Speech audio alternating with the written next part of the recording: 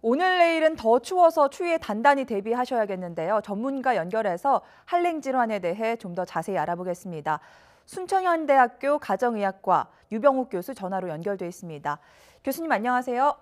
네, 안녕하세요. 네, 요새 많이들 하는 말처럼 정말 이불 밖은 위험한 날씨입니다. 실제 한랭 질환자가 크게 늘었는데요. 한 달 사이 사망자도 7명이나 나올 정도로 심각합니다.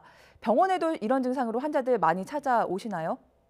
사실 그 연말 연시에 응급실에 특히 고령 환자분들 또는 이제 당뇨나 심혈관 질환의 그런 순환 장애를 갖고 계신 분들이 네. 여기 아까 말씀에는 이제 사망자 말씀도 있었지만 본인이 정신이 좀 없어진다 또는 이제 손, 발이 감각이 떨어진다 이런 한랭 질환 중에 있는 저체온증이나 동상 등의 증상을 보이고 방문하시는 것이 많이 늘었던 건 사실입니다. 아, 고령자나 만성질환 갖고 계신 분들이 더 위험하다는 말씀이시네요.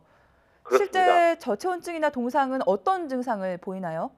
사실 가장 위험한 것이 저체온증인 경우에 어르신들은 증상을 잘 호소를 못 하시는 경우가 있습니다. 네. 그렇지만 일반적으로 체온별 그 저체온증 증상을 보면은 보통 우리가 섭씨 36도 5분 정도가 이제 정상 체온으로 항상 항상성을 통해서 유지되고 있는데요. 그렇죠. 그 체온이 약 섭씨 35도 정도로 떨어지게 되면은 신체 등이 저하되고 나를 좀 어눌하게 하시고 비틀거리거나 판단력 저하 등이 나타나는데 어르신들은 이게 일상생활하고 구분이 안 되는 경우도 있습니다. 네. 그러다가 33도씨 밑으로 떨어지게 되면은 근육이 경직되고 피로감을 호소하고 31도씨 밑으로 떨어지게 되면은 의식불량에 빠지는 것이 바로 일반적인 저체온증의 증상입니다. 아, 일단 나른해지고 좀 몸이 비틀거리게 되면 저체온증을 의심해 볼 수가 있을 텐데 특히 올해 환자가 부쩍 늘었습니다. 특별한 이유가 있을까요?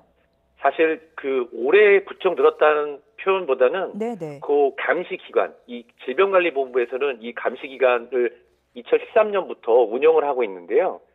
2015년도, 즉 2015년 12월부터 2016년 2월, 또 2016년 12월부터 2017년 2월까지 통계를 제가 한번 돌아보면은 네. 현재 그 추세는 사망자 같은 경우는 2015년도가 훨씬 많았고요.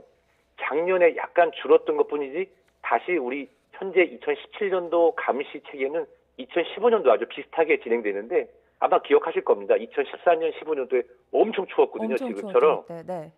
네, 그래서 앞으로 올 추위에 더 대비를 하시는 것이 좋다 이렇게 생각하시면 좋을 것 같습니다. 네.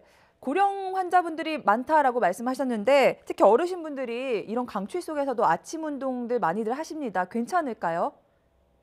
사실 이 아침 운동에 대해서 저도 환자분들한테 많이 말씀을 드리고 있는데 그 이유는 보통 이제 어르신들 일찍 일어나서 약수터에 간다 이런 걸 하시거든요. 네. 근데 문제는 따뜻한 실내에 있다가 갑자기 추운 곳에 노출되게 되면 혈관이 약한 곳에 부풀어 오르거나 터지거나 막히는 증상들이 나타날 수 있어서 네. 이렇게 한랭주부에 있는 것뿐만 아니라 한 3월까지는 아침 운동을 좀 자제하시고 해가 완전히 떠서 시야가 확보된 상태로 나가셔야 한랭 질환 외에도 낙상 등 골절 그쵸. 등의 질환을 예방하는 방법이 될 것 같습니다. 네. 주말 다가오면서 술 약속 있는 분들도 꽤 계실 것 같은데 이런 추위에 음주도 되게 위험하다고요.